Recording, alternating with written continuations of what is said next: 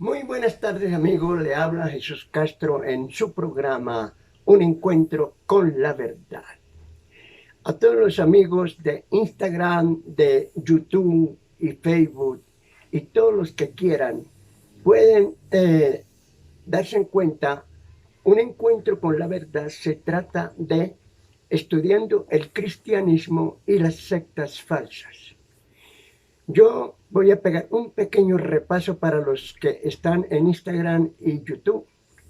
En YouTube hace varios años comencé con este programa de unos videos de entre 5 a 8 minutos y sale el logo de una paloma volando y también sale en fondo azul.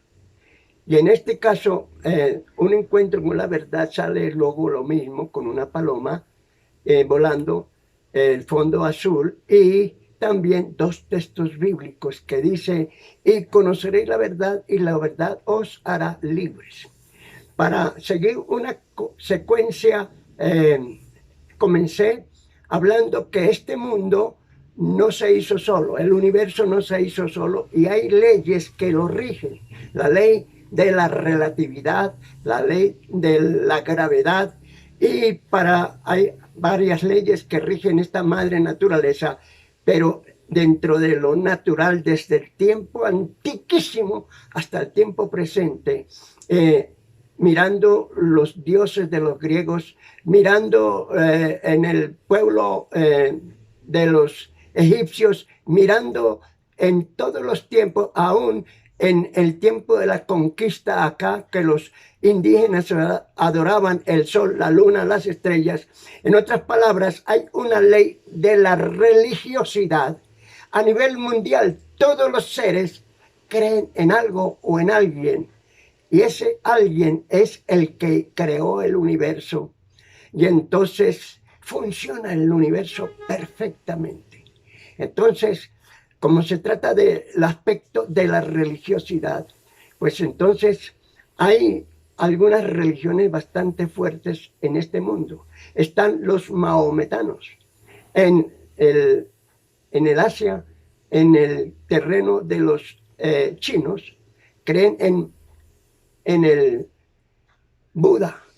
En el terreno de los hindúes, el hinduismo en la India, en el sentido de los musulmanes, que el señor Mahoma nació en el año 600 después de Cristo y fue creciendo y creciendo, inclusive a fuego y espada.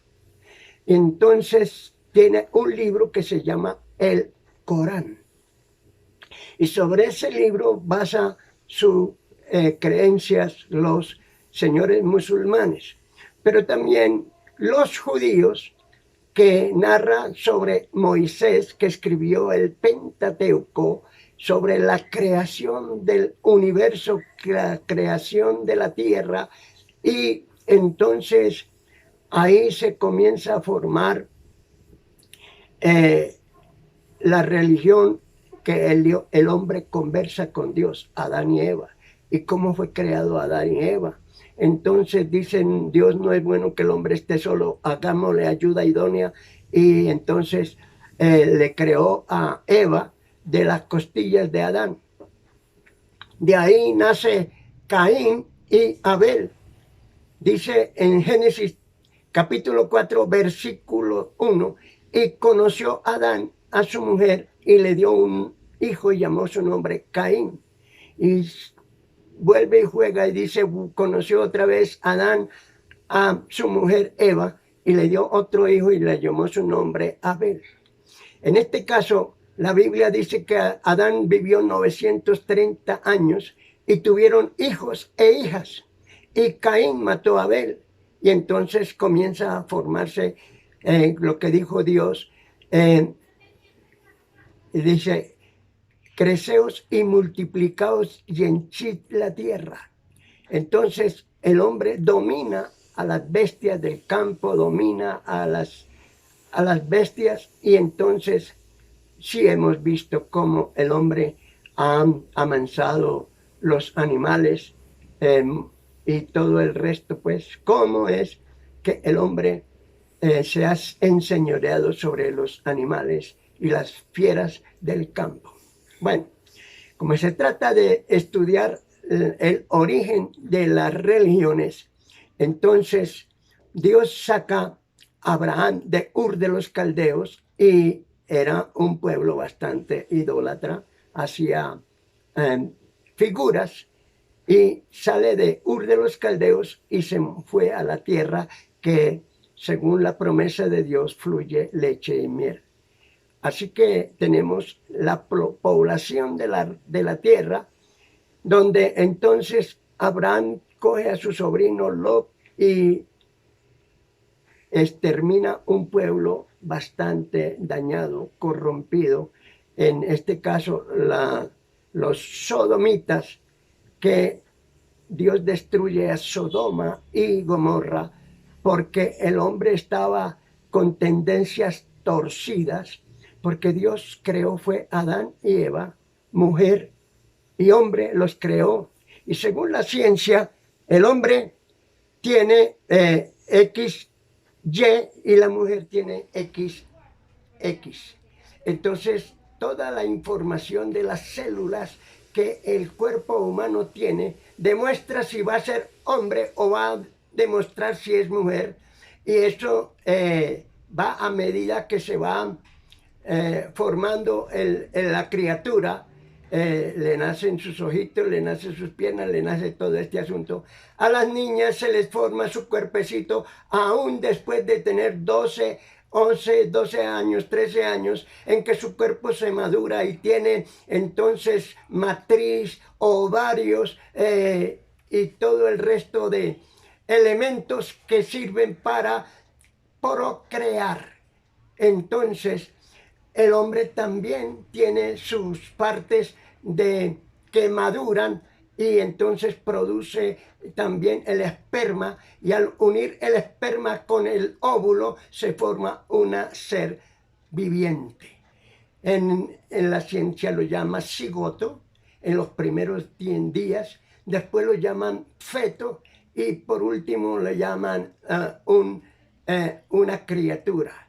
Y la ciencia tanto se ha aumentado que ya pueden contemplar a esa criatura en el vientre de la mamá y pueden saber de qué sexo es.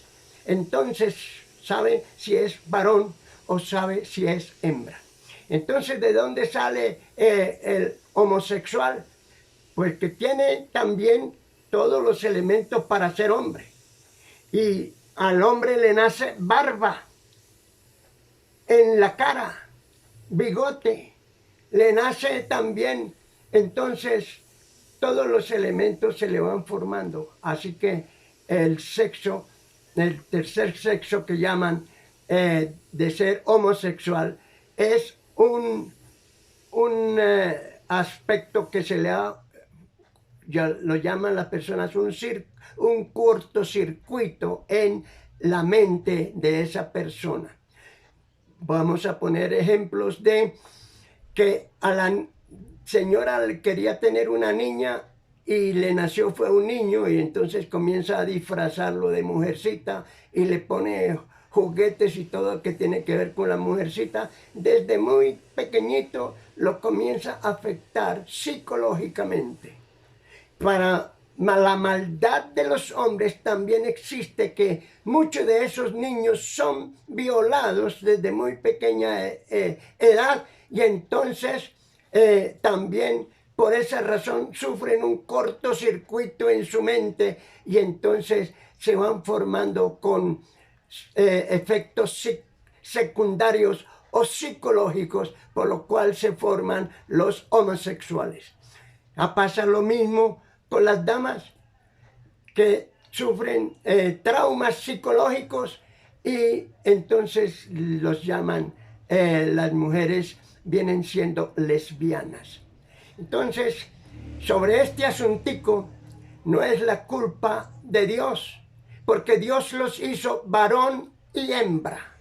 Así que entonces vamos ya conociendo los orígenes de cómo Dios destruyó a Sodoma y Gomorra por la maldad que existía en las mentes de estas personas.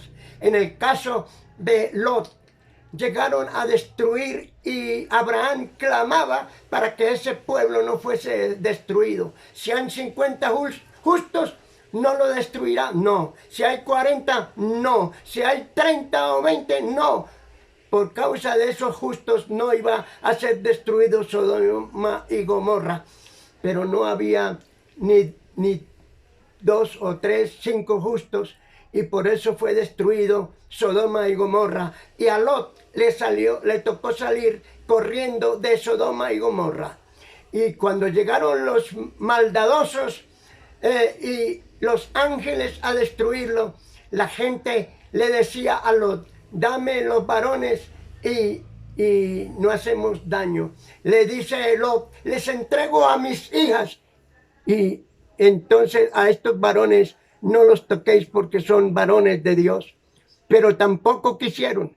Por esa razón, los ángeles ciegan a esos hombres y sacan a Lot y a sus mujeres lejos de la ciudad de Sodoma y Gomorra, y les dicen: no miren atrás. Pero la mujer de Lot miró atrás y se convirtió en estatua de sal. Y entonces quedó Lot con sus 2 hijas, y como el territorio era inmensamente grande, creyeron que se había acabado la raza humana. Por eso entonces las hijas de Lot emborracharon a Lot y se acostaron con su papá, y entonces nace una nueva generación que se llamaron los hijos de Lot y sus hijas, entonces los de moabitas. Sale la raza de los moabitas, los de Moab. Bueno, encontramos más todavía en el desarrollo del tiempo, y nace entonces, en el caso de Abraham, nace Isaac, y de Isaac nace, entonces a Isaac le nacen un hijo y ya 2 hijos, llamaron Esaú y Jacob, y Jacob le compra la primogenitura a su hermano, y entonces viene que el hermano, viéndose frustrado, quiso matar a su propio hermano, y Jacob le tocó salir huyendo. Se encontró en una casa, se enamoró de una muchacha, y entonces el suegro lo engaña y le da a una de sus hijas, y dice: no es justo darle la menor, sino la mayor, y le entregó la menor, la mayor. Y como era de noche y allá no tenían televisor, allá no tenían luz, nada, fue de noche que le entregó a la mayor, Lea. Y entonces al otro día Jacob se da cuenta, y entonces le tocó trabajar otros 7 años para recuperar a la que él, Jacob, se había enamorado de Raquel. Así que entonces ahí a ese personaje le nacen 12 hijos, entre las mujeres Lea y Raquel, pero Raquel tuvo 2 hijos, Benjamín y José. Entonces Benjamín era uno de los menores de los hijos de Jacob, y José vendido por sus propios hermanos, y vinieron a parar a Egipto, y en Egipto se convirtieron en esclavos. Por 400 años estuvieron ahí, hasta que Moisés nace, es salvado de las aguas, y entonces él, por mandato de Dios, los saca de Egipto y salen en la tierra prometida, y Josué reemplaza a el Señor Moisés. Y entonces allí, en esas 12 tribus, reciben una tribu de Leví, que es la que forma el pueblo sacerdotal. Y en el pueblo de sacerdotes, para ser sacerdotes tenían que hacer sacrificios, matar unos corderos, y esa es la forma como Dios los libertó de Egipto. Entonces en Egipto salieron porque habían varias plagas, y una de esas plagas era la muerte para los primogénitos. Entonces allí al morir todos esos primogénitos, les tocó salir corriendo de Egipto y llegan a la tierra prometida. Había entonces la formación del pueblo de Dios, comenzando con Abraham. Y por años de los años, por generaciones, los levitas tenían un oficio, y ese oficio era sacrificar un cordero, degollarlo y recoger la sangre, esparcirla en el altar, y era lo que obtenía el perdón de los pecados. Así que entonces Dios se comunicaba con Moisés, se comunicaba con los profetas, y podía prácticamente haber una monarquía, un asuntico que era Dios el que dirigía al pueblo de Israel. De noche en una nube, en una columna de fuego, y de día en una columna que en una nube que salía del arca del pacto, y allí se entendía que estaba la presencia de Dios. Los otros pueblos que se formaron con Caín y los descendientes de Adán se llamaron, fue pueblo pagano. Tenían sus dioses, creían en que el Dios truena los asustaba y clamaban a ese Dios, el Dios de la fertilidad, el Dios de la cosecha, el Dios de... Así llegaron hasta Grecia, y en griegos creían en los diferentes dioses. Entonces, ahí vemos ya en el tiempo de San Pablo, Saulo llega a Atenas y les predica el evangelio y les dice: veo que sois muy religiosos, puesto que tenéis muchos dioses, muchos altares, y tienen un altar al Dios no conocido. Pero ese Dios que ustedes no conocen, Dios, yo sí lo conozco, y les predica al Mesías, al que los judíos creían en un Mesías, pero no sabían cómo ni cuándo iban a llegar a liberarlos del imperio romano. Entonces, ese Mesías que la gente no entendía, pero creían que iba a venir, entonces los apóstoles oran y reciben el Pentecostés. Y entonces en el Pentecostés San Pedro comienza a predicar y echando mano a las escrituras. ¿Cuáles escrituras? Bueno, el Pentateuco era uno de esos de los que habló Moisés. Y creían entonces en los 10 mandamientos, y creían en el nacimiento de un Mesías. Y el profeta Isaías dice en el capítulo 7 del profeta Isaías, versículo 14, que el Señor daría señal en el cielo, y allí formaría de una virgen, nacería a un príncipe de paz, Padre eterno, y el Emmanuel, que traducido es Dios con nosotros. Entonces, en ese tiempo llega Juan el Bautista y estaba diciéndole a la gente: haced frutos dignos de arrepentimiento. Si no os arrepentís, todos pereceréis igualmente. Entonces, el propósito de Dios desde la creación del universo es que no quiere Dios que el mundo se pierda, sino que todos procedan al arrepentimiento. Entonces, si tú lees en el Antiguo Testamento sobre los profetas, había un profeta llamado Amós. Y el Amós era un boyero, recogía higos silvestres y cuidaba animales. Y entonces dije: no soy profeta ni hijo de profeta, pero detrás del rebaño me recogió Dios para anunciaros que si no os arrepentís, todos van a perecer. Entonces, ahí está el profeta Isaías también dice, vino a mí palabra de Jehová, dice, si vuestros pecados fueren como la grana, como la nieve, serán emblanquecidos. Si fueren rojos como el carmesí, vendrán a ser como blanca lana. El profeta Isaías entonces les dice, volveos a mí y yo me volveré a vosotros. El profeta Jeremías dice en capítulo 6, verso 16, paraos en los caminos y preguntad por las sendas antiguas y andad por él. Mas dijeron, no andaremos. Entonces, la gente no ha querido. ¿Y por qué fue que Dios entonces hizo el diluvio universal?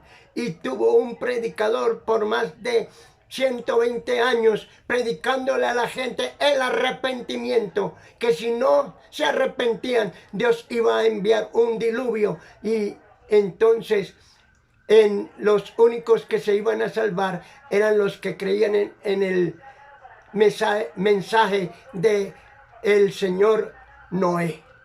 Entonces es ahí donde, si miramos las profecías, los profetas y todo, lo que dice Efesios capítulo 2, versículo 20, edificados sobre el fundamento de los apóstoles y profetas, siendo la principal piedra del ángulo Jesucristo mismo. Que enseñaron los profetas, enseñaron a que la gente tiene que dejar su mala vida, dejar sus malas intenciones, dejar su podredumbre espiritual, dejar el adulterio, dejar la fornicación, dejar el robo, todo esto. Entonces, aquellas personas no quisieron dejar sus maldades y vino el diluvio y se los tragó a todos. Y los únicos que se salvaron fue Noé, su esposa, sus 3 hijos y las esposas de sus 3 hijos. Así que por ese lado necesitaría que usted entienda que el propósito de Dios era que la gente se arrepintiera, es decir, la predicación de los profetas. Perdón, porque se me reseca la boca. Pero bien, aquí entonces entendemos que la predicación de los profetas, y si usted lee el libro de Amós, Amós era un simple campesino, pero se levantó delante de Dios para animar a la gente a volverse a Dios. Pero parece que no lo hicieron. Y la gente no ha querido, según el libro de Jeremías, capítulo 6, verso 16. Paraos en los caminos, preguntad por las sendas antiguas y andad por él. Hoy en día no se retrocede sino hasta el año 1517, pero no se retrocede hasta las enseñanzas apostólicas y las enseñanzas de Cristo. ¿A quién es que ustedes siguen? Aquí en Colombia existe un señor Pastrana y muchos le siguen sus ideas y los llaman pastranistas. Otros decían que seguían las ideas de otro presidente de la República llamado Samper y los llamaban samperistas. Otros seguían las ideas de Gaitán, Jorge Eliezer Gaitán, y los llamaban gaitanistas. Y los que siguen a Cristo, ¿cómo les llaman? Les llama la Biblia cristianos, seguidores de Cristo. ¿Y cuáles son sus enseñanzas? ¿Cuáles son esas enseñanzas? Y el profeta Juan el Bautista le dice, he aquí el Cordero de Dios que quita los pecados del mundo. Y él, a raíz de los mismos sacerdotes de su época, o sea, Anás y Caifás, fue Jesucristo muerto por ellos. Crucifícale, crucifícale. Y sí, animaron al pueblo para crucificarle. Y la iglesia nace no en un templo, porque aquí en Colombia se han hecho normas, leyes, las que parecieron a el profeta Daniel, cuando Daniel estaba bajo el imperio de los babilónicos, los sátrapas. ¿Quiénes eran los sátrapas? Yo les llamamos en el tiempo actual gobernantes o gobernadores o estos señores que hacen las leyes de Colombia. Los sátrapas, entonces Daniel era un personaje que oraba todos los días, abría las ventanas de su casa y oraba. Y los sátrapas se inventaron unas normas que el rey firmó poniendo su sello o su anillo en el libro para que nadie orara a otro Dios que no fuese el rey de Babilonia. Y el hombre cayó en las redes y firmó esos decretos. Entonces el señor Daniel no tuvo temor de abrir sus ventanas, orar a Dios y enseguida le cayeron. Vea que Daniel está orando a otro Dios que no eres tú. Y entonces lo mandaron al fuego de ardiente, hasta 7 veces más ardiendo. Ese es horno de fuego. Pero cuando se acerca el rey y ve que habían 4, no eran 3. Sadrach, Mesach y Abednego y Daniel. Y dice, veo a uno semejante al Hijo de los dioses. Y ese era el Señor Jesucristo. Y a Daniel y a sus compañeros Sadrach, Mesach y Abednego no les pasó nada. No se les chamuscaron los cabellos ni nada. Entonces el rey los hizo sacar de ahí y comenzó a creer en el Dios de Daniel. Es así que hoy en día, en los tiempos presentes, los señores concejales y los señores del gobierno han inventado leyes para que el pueblo de Dios no se pueda reunir en las casas, ni orar, ni clamar a Dios, porque entonces esas son iglesias de garaje y hay que sacarlos fuera de Bogotá. Fuera de la capital hay que sacarlos de allá. Y cuando van a hacer una vigilia, una oración, entonces dicen, es que no nos dejan dormir. Pero cuando ellos hacen una rumba hasta las 4 de la mañana, ahí sí no dice nadie nada. ¿Cómo es posible que sí los dejen rumbear, maldecir, gritar, poner esos equipos de sonido en alta voz y no dejan dormir al pueblo? Pero si se trata de orar y buscar a Dios, ahí sí está prohibido. Y entonces no pueden orar, porque las normas de estos personajes han convertido el reino de Dios en otras cosas. No se puede orar. Entonces compare usted las enseñanzas de Cristo, de los profetas, y compare lo que vivimos en los tiempos presentes. Entonces el asuntico es que sucede al revés. Por esa razón hay que predicar la verdad. Un encuentro con la verdad es predicar la verdad y declarar quién tiene la verdad. En el Evangelio según San Juan, capítulo 14, versículo 6 dice, Jesucristo dice, yo soy el camino, la verdad y la vida, y nadie viene al Padre si no es por mí.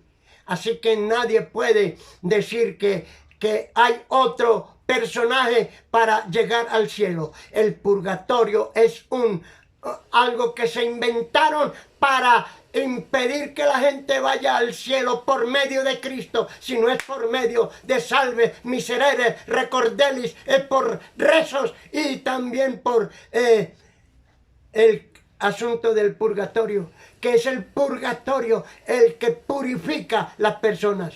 ¿Y el sacrificio de Cristo qué? El sacrificio de Cristo no sirvió.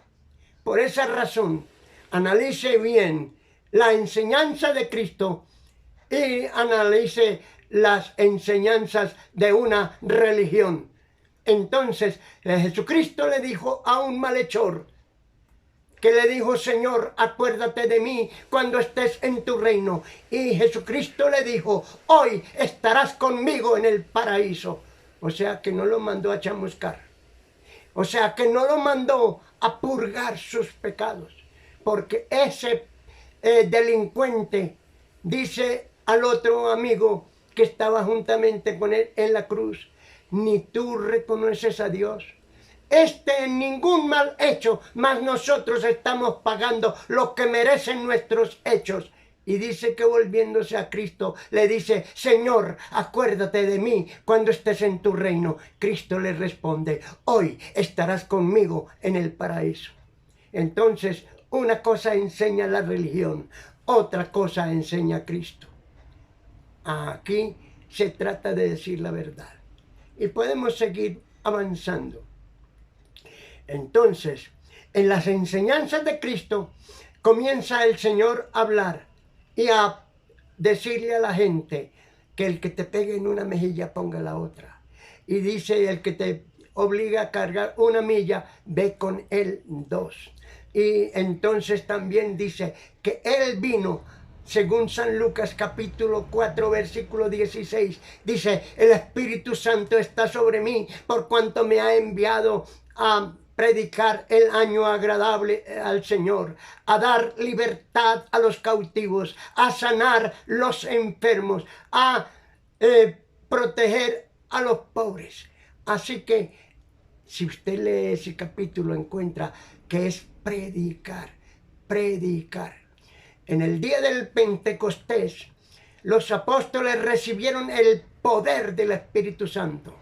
Jesús les dice en Hechos de los Apóstoles: quedaos en Jerusalén hasta que seáis investidos del poder de lo alto. Y los apóstoles obedientemente se quedaron en Jerusalén, en la casa de un hermano llamado Jacob. Y allí estaba la Santa Madre de Jesús, María, con sus hijos, o con los hermanos de Jesús, dice Hechos 2, capítulo 1, versículo 14. Hechos capítulo 1, verso 14. Entonces, en ese día que recibieron el Pentecostés, San Pedro se pone de pie. La gente estaba atónita, estaba sorprendida, que había como especie de un escándalo. Unos decían: estos están borrachos, y otros están escandalizados. Otros decían: les oímos hablar en nuestro propio dialecto las maravillas de Dios, porque comenzaron a hablar en otras lenguas. Que mirando que eran lenguas idiomáticas. ¿Por qué? Porque les oían hablar en su propia lengua las maravillas de Dios. Entonces hablan de ese Pentecostés. Y Pedro se pone de pie y les dice: estos no están borrachos como suponen ustedes que así sucede, porque es la hora nona, es la hora novena. O sea, era muy temprano el día.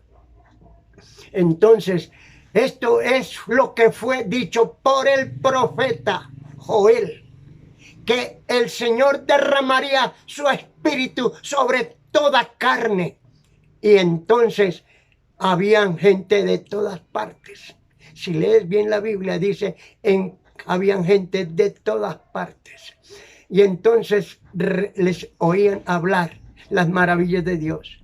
¿Y cuáles fueron unas señales? Según San Marcos capítulo 16, dice el Señor en el Evangelio: estas señales seguirán a los que creen. En mi nombre echarán fuera demonios, hablarán nuevas lenguas, tomarán cosas mortíferas y no les hará daño. Sobre los enfermos pondrán sus manos y sanarán. Entonces, miren las señales que el Señor Jesucristo da en el Evangelio de San Marcos capítulo 16. Entonces el Señor también habló de las señales en San Lucas capítulo 16, San Lucas capítulo 4 verso 16. Él vino para predicar el año agradable, para dar libertad a los cautivos, a sanar los enfermos. Señales, señales. Y entonces esas señales no los practican ni la secta ni la religión. Entonces, ahí hace muy poco,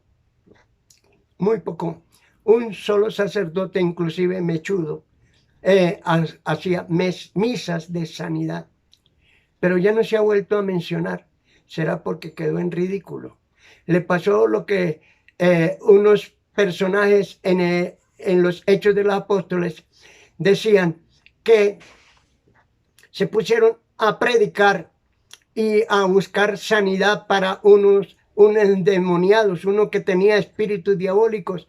Y entonces decía, en el nombre de Jesús, el que Pablo predica. No era el que ellos creían, era el que Pablo predica. Sal fuera. Y dice la Biblia que el espíritu se enseñoreó de ellos y les dio una paliza y salieron corriendo. ¿Por qué? No es lo que Pablo predica, sino lo que yo creo. Lo que predicaba Pablo era porque lo creía y lo ponía en autoridad. San Pablo decía, no vengo a hablaros con humana sabiduría, sino con el poder de Dios. Entonces, él tenía la experiencia después de haber recibido el día en que él fue derribado y dice, Saulo, Saulo, ¿por qué me persigues? Y él dice, ¿quién eres, Señor? Y entonces el Señor le dice, yo soy Jesús a quien tú persigues. Entonces Pablo se convirtió. Entró de la mano de un siervo de Dios llamado Ananías y oró por él para que recobrase la vista. Entonces se puede obrar y orar por los enfermos, porque el Señor los salvará. Y eso lo dice Santiago. ¿Está alguno entre vosotros enfermo? Llame a los ancianos de la iglesia y oren por él, ungiéndole con aceite. Y el Señor lo levantará, lo sanará. Y si hubieran cometido pecados, les serán perdonados. Leas el libro de Santiago. Encuentra las señales, estas señales. El Señor Jesucristo dijo, cosas mayores que estas haréis, porque yo voy al Padre. Y todo lo que pidiere al Padre en mi nombre, yo lo haré. Aquel único mediador, el único intercesor es mi Señor Jesucristo, según Hechos de los Apóstoles, capítulo 4, versículo 12. Y en ningún otro hay salvación, sino en el nombre de Jesucristo. Entonces, eso también lo dice San Pablo en Primera de Timoteo, capítulo 2, versículo 5. No hay otro nombre debajo del cielo dado a los hombres en que podamos ser salvos, sino en Jesucristo, hombre. Entonces, los apóstoles predicaban en esa época porque los judíos estaban esparcidos en tantas partes y ellos llegaban, los apóstoles, a las sinagogas, y si los botaban de las sinagogas, se iban a predicar en las casas. Hechos 5:42 dice, y todos los días en el templo y por las casas no cesaban de enseñar y predicar a Jesucristo. Entonces, aún así, en otros capítulos de los Hechos de los Apóstoles, dice algunas personas, dice, estos que trastornan el mundo entero también han llegado acá. La predicación de la palabra de Dios trastorna el mundo. El rey Agripa le dice a Pablo, por poco me persuades a ser cristiano. O sea que le costó mucho trabajo porque le molestaba más el evangelio que, es decir, que vivía pegado a la política y no a las cosas de Dios. Entonces, aquí tenemos la diferencia, la predicación. Aquí no se trata de ritualismos, ni ceremonias, ni liturgias. Se trata de la predicación. ¿Cómo se salvará la gente? El libro de los Romanos, capítulo 10, dice, todo aquel que invocare el nombre del Señor será salvo. Pero ¿cómo invocarán en aquel en el cual no han creído? ¿Y cómo creerán sin haber quien les predique? Si usted lee el Evangelio de San Lucas, capítulo 16, sobre los dos muertos, ¿quiénes eran? El rico Epulón y Lázaro. Y entonces el rico decía: Padre Abraham, envía a Lázaro para que moje su dedo en el agua y refresque mi lengua porque estoy atormentado. No, allá tiene, no se puede porque hay un gran abismo. Pero Padre Abraham, entonces envíale a la casa de mis hermanos para que ellos no vengan a este lugar de tormento. Entonces, ¿qué sucedió? Que le dice: allá tienen a los profetas, escúchenlos. O sea, los predicadores, a los que mencionan palabra de Dios. Entonces, escúchenlo. ¿Qué quiere decir eso? Que el rico Epulón no pudo ayudar a sus hermanos. Y ahí está el asunto, que a la gente le han enseñado que las benditas almas del purgatorio pueden ayudar. Pueden ayudar a sus familiares o a los amigos, que se murió Pablo Escobar y la gente corría ya a rezarle al alma de Pablo Escobar. Y le rezaba a cualquiera que supuestamente era un alma que estaba en pena y que él iba a ayudarle a ver si de pronto ayudando, podía salir del purgatorio. Es una enseñanza diabólica, porque los muertos no pueden ayudar a los vivos. Según la Biblia, según lo que leo en el capítulo 16 de San Lucas, que dice: Padre Abraham, envíale a la casa de mis hermanos, porque tengo 5 hermanos, para que ellos no vengan a este lugar de tormento. Y el Señor Abraham le dice: allá tienen a los profetas. Ay, no, Padre Abraham, pero si alguien va de entre los muertos, van a escuchar. Y el Padre Abraham le dice: aunque alguien se levante de los muertos, ni aún así creerán. Entonces, ¿qué quiere decir eso? ¿Qué enseñanza es dada por Jesucristo? Que los muertos no pueden ayudar a los vivos, ni los vivos pueden ayudar a los muertos. Entonces, dice la Biblia: los muertos nada saben. Eclesiastés 9:5. ¿Qué dice la Biblia en Deuteronomios capítulo 18, versículos 10, 11 y 12? Que las gentes buscan a los adivinos, buscan a los que leen los astros, buscan a los muertos. Y el Señor dice: es abominación invocar a los muertos. Entonces hay que dejarlos quieticos. Bueno, los muertos nada saben, pero la gente dice que no, que hay que orar a los muertos. Y se agarran de un libro apócrifo, de un libro que no da ninguna seguridad. Puede ser un libro histórico, un libro secular, pero inspiración del Espíritu Santo no lo es, porque a los finales de ese libro de Segunda de Macabeos dice que si hay algún error dentro de lo que está escrito allí, perdóneseme. Y el Espíritu Santo puede pedir perdón por errores cometidos. Yo no creo que el Espíritu Santo se retracte de algo incorrecto, porque no creo que el Espíritu Santo haga lo incorrecto. Entonces, es ahí donde la gente cree que ese libro es sagrado. Y puedo entonces mencionar sobre los libros apócrifos. El libro de Judith, por ejemplo, dice: se desconocen los textos originales, se desconoce del autor. ¿Quién es el autor del libro de Judith? Y eso está en la introducción al libro de Judith. Entonces entra en terreno apócrifo. ¿Qué quiere decir apócrifo? En el diccionario dice incierto, dudoso, fabuloso. Por lo tanto, entonces entra en el terreno de los apócrifos. Y si es un libro sagrado, el libro de Baruch, ¿por qué no lo obedecen? Ahí mencionan las llamadas procesiones. que en Babilonia veréis dioses de oro, de plata, de madera, que infunden temor a los gentiles. En cuanto a vosotros, guardaos de que el temor de tales dioses no se apoderen de vosotros. Al ver la multitud adelante y detrás de ellos adorándolo, vosotros deciden en vuestro corazón: a ti, Señor, se te ha de adorar. Esos dioses los hace un artífice, los cubre de oro, de plata y de madera.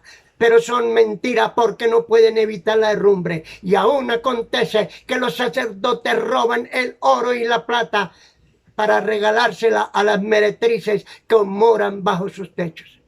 ¿Sabe por qué lo repito así?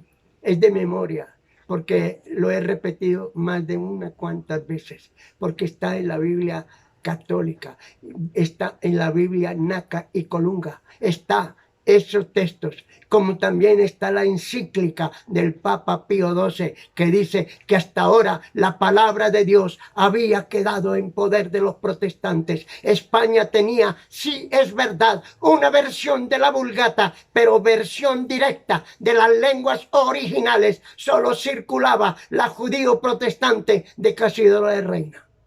Entonces, esa es la Biblia que supuestamente el Papa Pío XII recomienda, que es la palabra sacada de los textos originales. Por lo tanto, el resto son Biblias que, como dice un señor Jorge, que aquí viene a visitar, que las otras Biblias tienen forma de construcción de frases o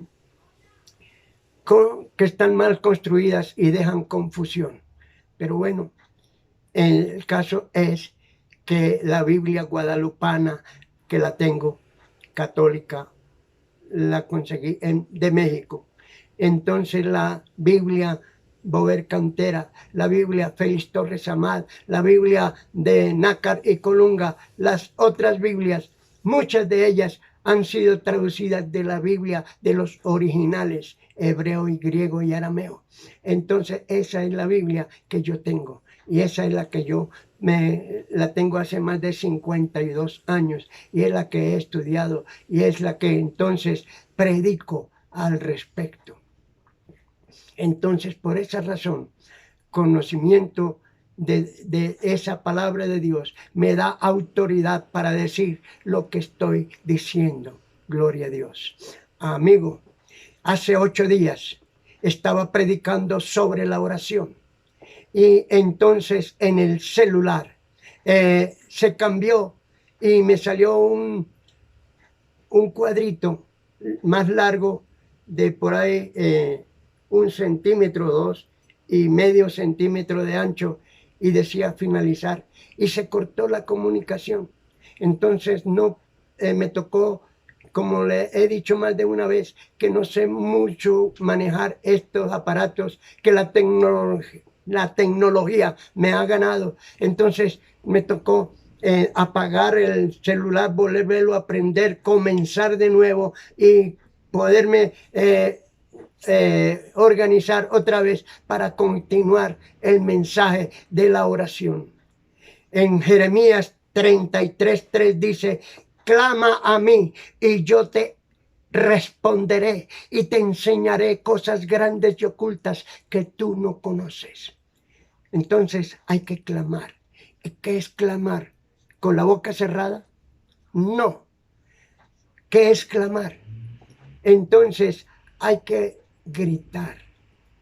Entonces dice en el libro de Segunda de Crónicas 7:14: si mi pueblo se humillare, orare y buscare mi rostro, yo oiré desde los cielos, perdonaré sus pecados y sanaré su tierra.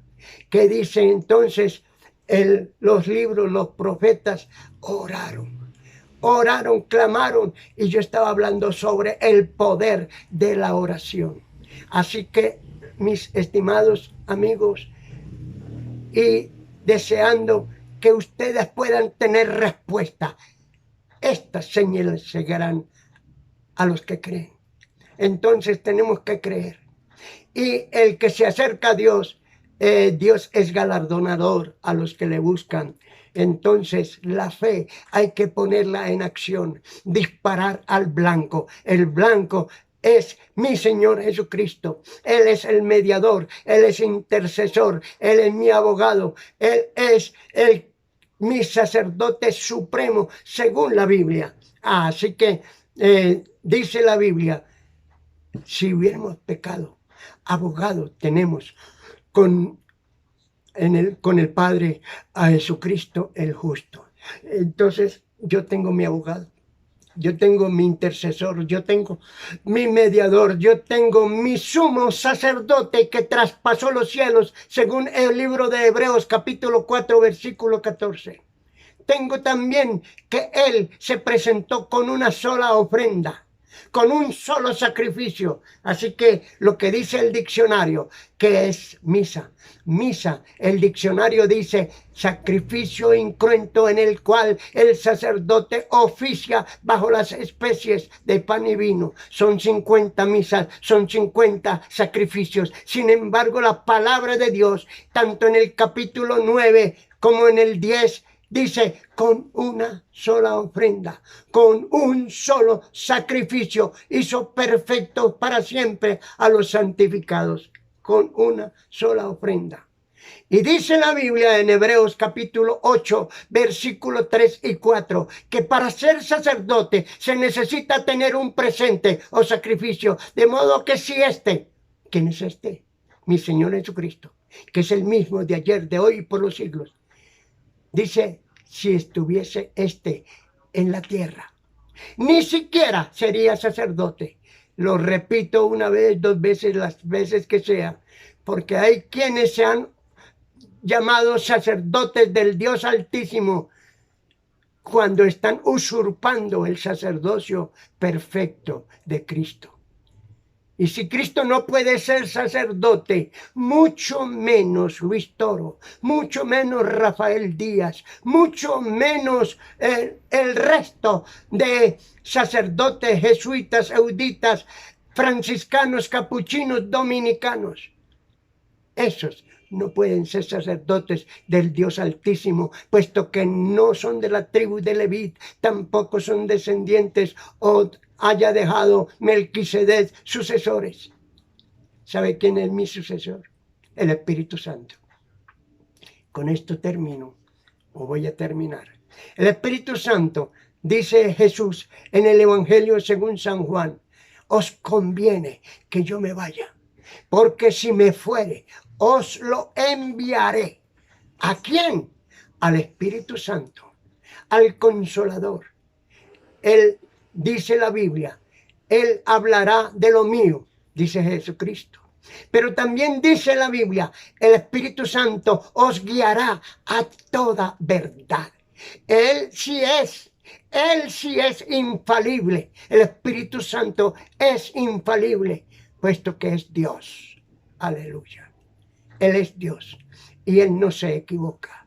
La Biblia dice que la palabra de Dios no fue traída por voluntad humana, sino de los santos hombres de Dios que hablaron siendo inspirados por el Espíritu Santo. Lo que está en la Biblia es inspiración de Dios para los seres humanos. El mejor consejo es el consejo de Dios. Hay un hermano mío que lee historia. Y entonces dice que solamente Biblia. Pero es que la palabra de Dios tiene todas las respuestas. Por eso no aceptamos tradición. Por eso no aceptamos palabra de hombres. Porque el Señor dice en su palabra, enseñando que los fariseos, Señor, tus discípulos comen con las manos sucias. Y entonces le hemos prohibido. Y dice el Señor, lo que entra por la boca del hombre no contamina al hombre, sino lo que sale de la boca del hombre. Vosotros, por vuestra tradición, habéis abolido el mandamiento de Dios, enseñando como doctrina mandamientos de hombres, dice el Señor. Entonces, su tradición a mí no me sirve. Bíblicamente, no aceptable. ¿Por qué? Porque estos Estos personajes han cambiado las enseñanzas de la palabra por tradiciones. Y léase los evangelios y va a encontrar que lo que estoy diciendo es palabra de Dios. Así que, amigos, si usted, digo como Juan el Bautista, si no os arrepentís, todos pereceréis igualmente. ¿Qué es arrepentirse? ¿Y de qué? Los 3,000 personas que aceptaron a Cristo en el día del Pentecostés, porque se formó un alboroto y había gente de todas partes. Y unos decían, estos están borrachos y estos no. Y Pedro le dice, este que ustedes crucificaron, este es el Mesías, los que ustedes estaban esperando, es el Cristo de los cielos. Se sorprendieron, ¿qué haremos? ¿Qué haremos? Pedro les dijo, arrepiéntase y bautícese cada uno de vosotros. Ahí hay quienes han hecho argumentos, pero la Biblia dice, el que creyere y fuere bautizado. La Biblia dice, el que recibe doctrina, Mateo 28, 19, y 10 discípulos. La Biblia dice en Hechos de los Apóstoles, capítulo 2, verso 38, arrepentíos y bautícese. Claro, a mí me han respondido con argumentos. Es que en tal parte bautizaron niños. Claro que la Biblia no lo dice ahí. Dice, cree tú y serás salvo, tú y tu casa. Y se bautizaron él con toda la familia. Pero no habla de bebés, porque el bebé no puede creer. Un niño de 2 meses, de 3 meses, de 6 meses, de 1 año, ¿puede creer? No. Entonces el bautismo no es para bebés. En el Antiguo Testamento y en el Nuevo, los bebés eran presentados al Señor al 8º día de nacido y eran circuncidados según la Biblia, pero no eran bautizados según la Biblia. Eran presentados. Cuando los apóstoles querían impedir que los niños tocaran al maestro, llegaran allá, Jesús les dijo, no impidáis que los niños vengan a mí, porque de ellos es el reino de los cielos. Cuando yo contemplo una niña de 1 añito, 2 añitos, ¿qué veo? Una inocencia de un niño que todavía apenas medio sabe balbucear palabras, pero no sabe qué es creer. Tampoco sabe quién es Dios. Tampoco sabe, porque a los niños les dan tetero, les cambian el pañal y los ponen a dormir. Y le hacen cosquillitas para que rían. Pero el asunto es que los bebés son inocentes. Claro que los curitas ya le pusieron a esos nenes un pecado original. Pero la palabra de Dios, para eso dice, Él vino a buscar y a salvar lo que se había perdido. Y la sangre de Cristo Jesús, según el apóstol Juan, nos limpia de todo pecado. Entonces, lean la Biblia, que los niños no saben nada de nada. Solamente cuando van poco a poco creciendo, son inocentes. Dice el que llegó, ¿está su mamá? Un momentico, va y pregunta, mamá, llegó un señor a preguntar por mi papá, dígale que no estoy. Y el niño dice, mandó decir mi mamá que no está. Le comenzaron a enseñar mentiras. El niño nace inocente, pero la sociedad los corrompe. Así que el reino de Dios es para los niños, según la Biblia. Así que el bautismo no borra pecados. El bautismo no es para borrar pecados. Es la sangre de Cristo que nos limpia de todo pecado. Es el sacrificio de Cristo que nos limpia de todo pecado. Es la diferencia entre una religión y el Evangelio. Dios los bendiga, amigos. Seguiremos avanzando porque hay mucho que enseñar. Así que podemos decir acá sobre el plan y propósito de Dios. ¿Ok?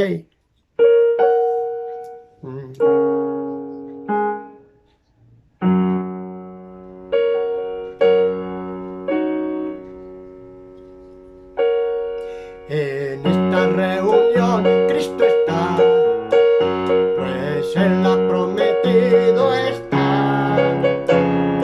Donde dos o tres en mi nombre esté, allí estaré, allí estaré, allí estaré. En esta reunión Cristo está, pues Él ha prometido estar. Donde dos o tres en mi nombre esté, allí estaré, allí estaré, allí estaré. Dios los bendiga, amigos.